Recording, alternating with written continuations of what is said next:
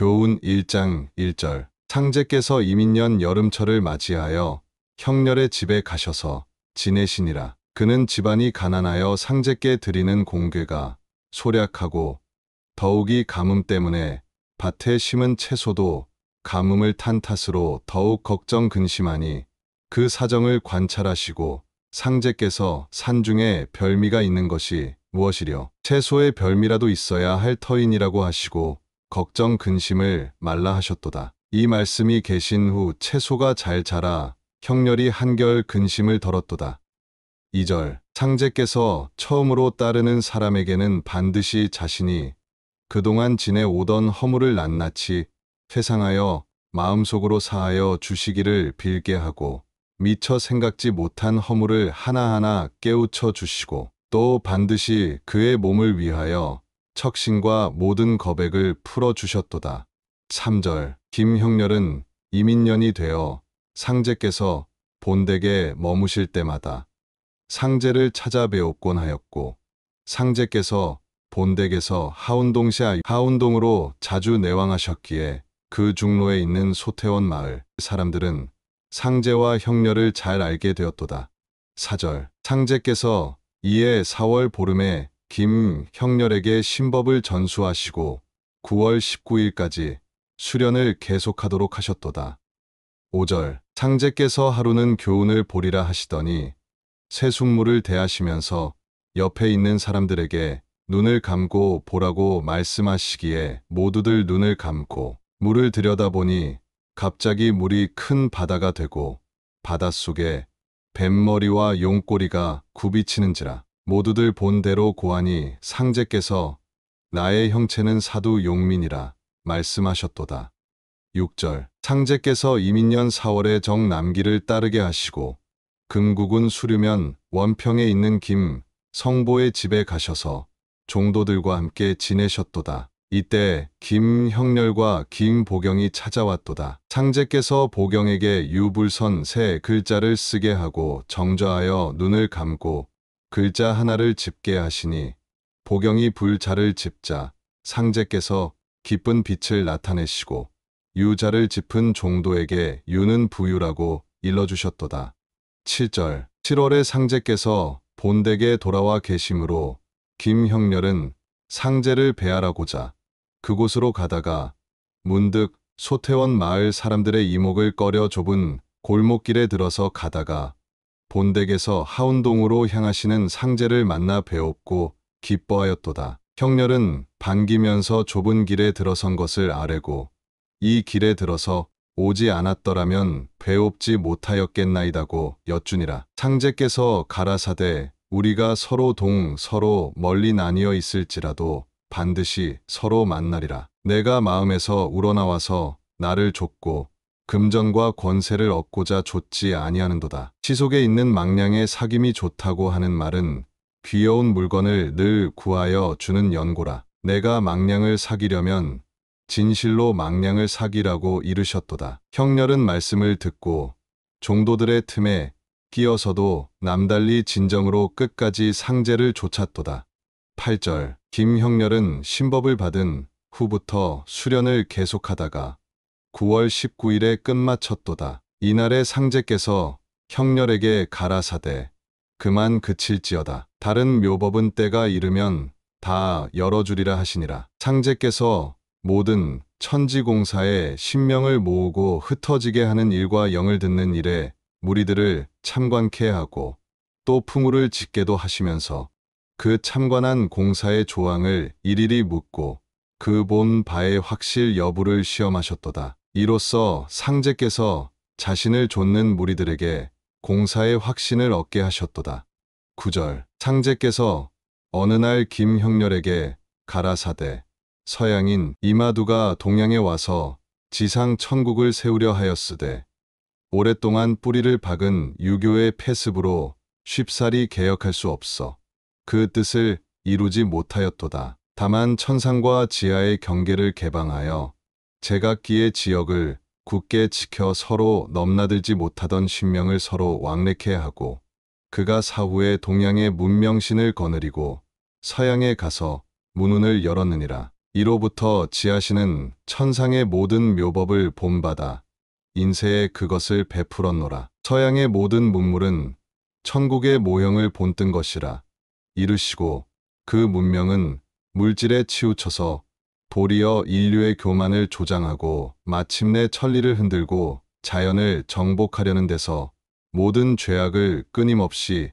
저질러 신도의 권위를 떨어뜨렸으므로 천도와 인사의 상도가 어겨지고 삼계가 혼란하여 도의 근원이 끊어지게 되니 원시의 모든 신성과 불과 보살이 회집하여 인류와 신명계의 이 거백을 구천에 하소연함으로 내가 서양 대법국 천계탑에 내려와 천하를 대순하다가 이 동토에 그쳐 모악산 금산사 3층전 미륵금불에 이르러 30년을 지내다가 최제우에게 제세대도를 계시하였으되 제우가 능히 유교의 전원을 넘어 대도의 참뜻을 밝히지 못함으로 갑자년에 드디어 천명과 신교를 거두고 신미년에 강세하였노라고 말씀하셨도다.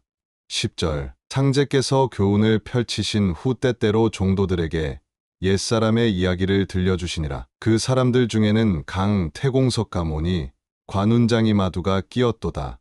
11절 이 치안이 상제의 예지에 감탄하여 상제를 좇게 되었도다. 전주부중에 들어가시다가 어떤 사람이 황급하게 가는 것을 보고 그에게 집으로 곧 돌아가라고 이르시니라. 그가 이상히 여겨 까닭을 묻는도다. 상제께서 그대가 지금 혼사로 중매인을 찾아가나 그가 그대의 집에서 기다리고 있느니라. 그리고 오늘 중매인을 만나서 결정하지 않으면 그 일은 허사가 되리라 하시니라. 그 사람이 매우 경탄하여 일러주신 대로 가던 길을 멈추고 다시 집으로 돌아가니 과연 중매인이 와서 기다리고 있었도다. 그 후 그 사람은 감복하여 상제를 찾아뵈니 이 사람이 바로 이치안이라.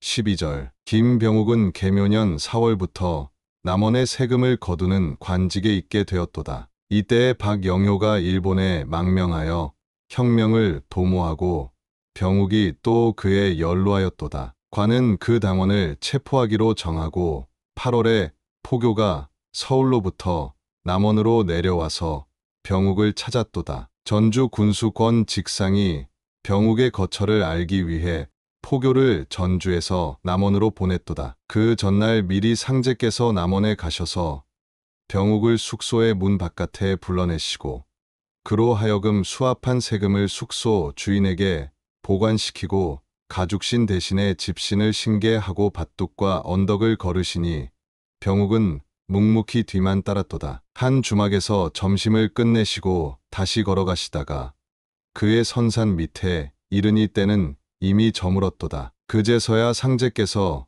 그를 돌아보시고 묘소를 물으시니 바로 이곳이라고 그가 아뢰니 상제께서 또 묘형을 물으시니 와우형입니다고 여쭈는지라. 말씀하시되 그러면 소 우는 소리를 들어야 참이 되리라 하시고 그 자리에 앉아 기다리시니 산 아래서 소 우는 소리가 나는도다. 병욱이 소의 울음소리를 아뢰니 상제께서 먼 데서 들리면 소용이 없나니라 하시고 한참 있으니 이상하게도 한 사람이 소를 몰고 묘 앞으로 지나가는데 소가 크게 우는도다. 상제께서 가라사대의 혈음이 이미 동하였도다 하시고 자리를 떠서 그 산소의 제실로 내려가 이곳에서 그날 밤을 새우시니라. 이튿날 상제께서 묘지기를 남원에 보내어 형세를 알아보게 하셨도다. 그는 남원에 갔다 와서 서울 포교가 병욱을 수색함을 아뢰니 이때 비로소 병욱이 깨닫고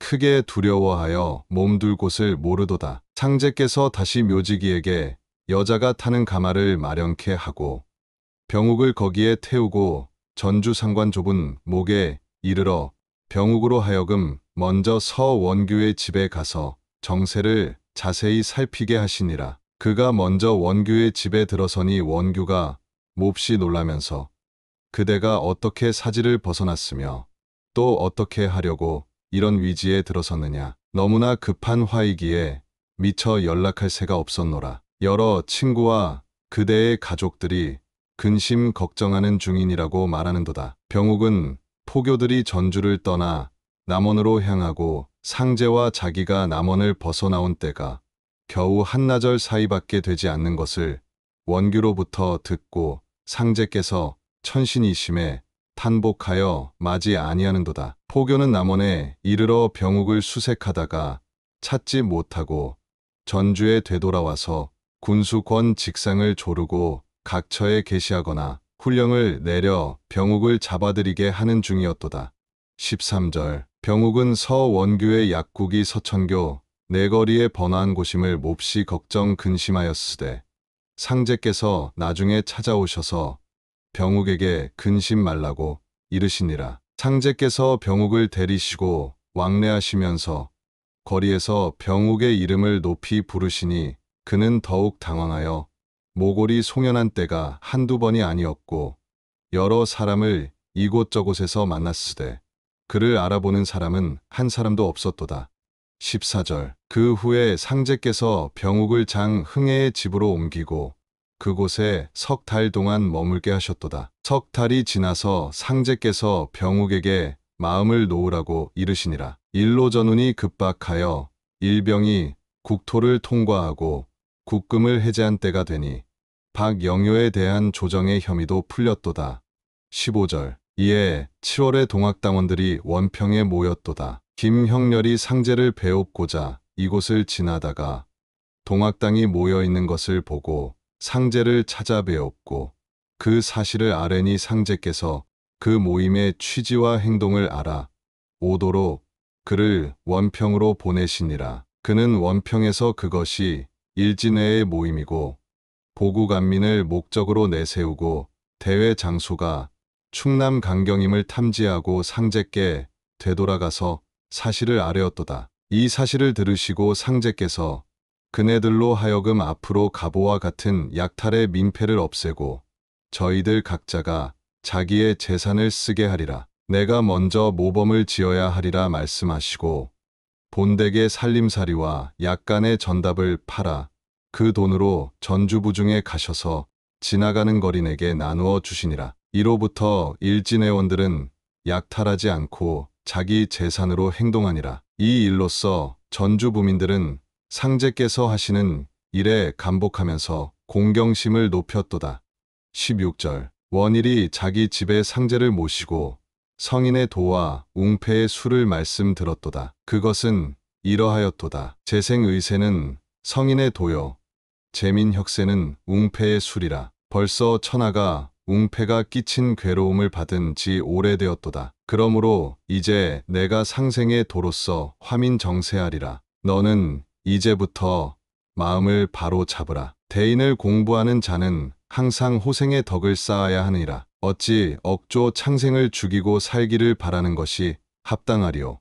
17절 이 세상에 학교를 널리 세워 사람을 가르침은 장차 천하를 크게 문명화하여 3계의 역사에 붙여 신인의 해원을 풀려는 것이나 현아의 학교 교육이 배우는 자로 하여금 관리, 복록 등 비열한 공리에만 빠지게 하니 그러므로 판 밖에서 성도하게 되었느니라 하시고 말씀을 마치셨도다.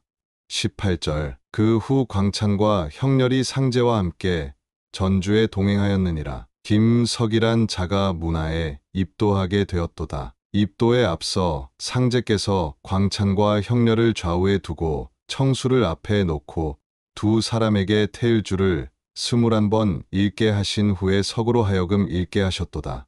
19절 김광찬과 신원일이 상제를 모시고 있던 정민년 정월 어느 날 상제께서는 그들에게 귀신은 진리에 지극하니 귀신과 함께 천지공사를 판단하노라 하시면서 벽에 글을 다음과 같이 써 붙이셨도다.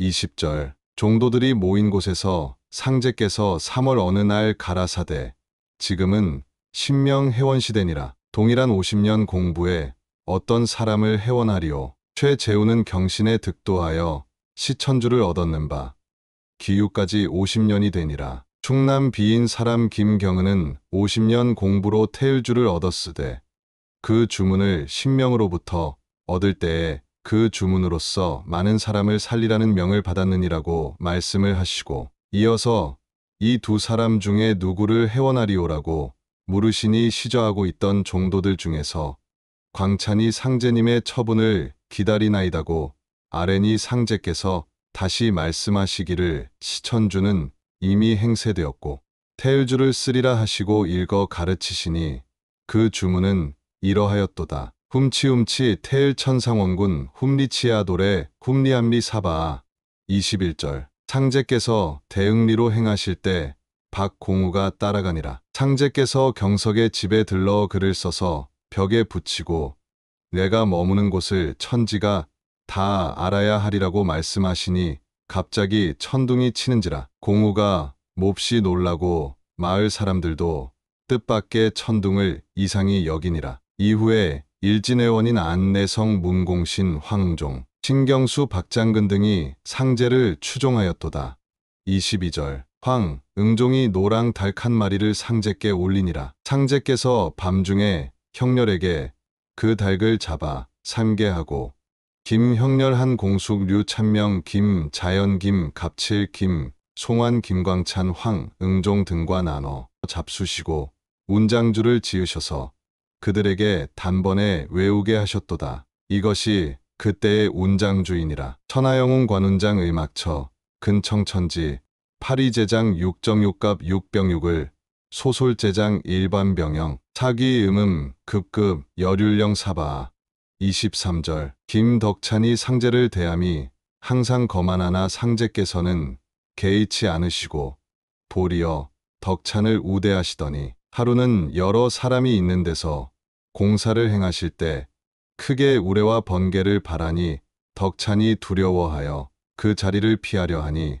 꾸짖어 말씀하시기를 내가 죄 없거늘 어찌 두려워하느뇨. 덕찬이 더욱 황급하여 벌벌 떨고 땀을 흘리면서 어찌할 바를 모르더니 이후에는 상제를 천신과 같이 공경하고 받들었도다. 24절 정민년 화창한 봄이 되었도다. 상제의 성회가 사방에 펼쳐지니 그 성회를 학동마을에 사는 문치도가 듣고 전주 이서면 불까지 김성국의 집에 계시는 상제를 배하라고자 찾아가는 길에 이성동의 송대유와 동행하려고 그를 찾았도다. 마침 대유는 손님을 맞아 있기에 종제와 함께 동행하기를 바라는도다. 대유는 종제가 폐병으로 위기에 놓였음을 알리고 상제께 구해주실 것을 간청하여 주기를 치도에게 부탁하니라. 그리고 대유는 동생에게 돈 2냥을 주요에 쓰라고 내어주면서 이 돈을 이자 없이 갚으라고 일렀도다. 동생은 형에게 1냥이면 족하다고 하면서 1냥을 돌려주고 치도를 따라 상제께 배하라였도다. 그곳에서 동생은 사유를 일일이 고한즉 상제께서 인색한 자가 어찌 병을 고치리오 하시니라. 치도와 병자는 상제의 통찰하심에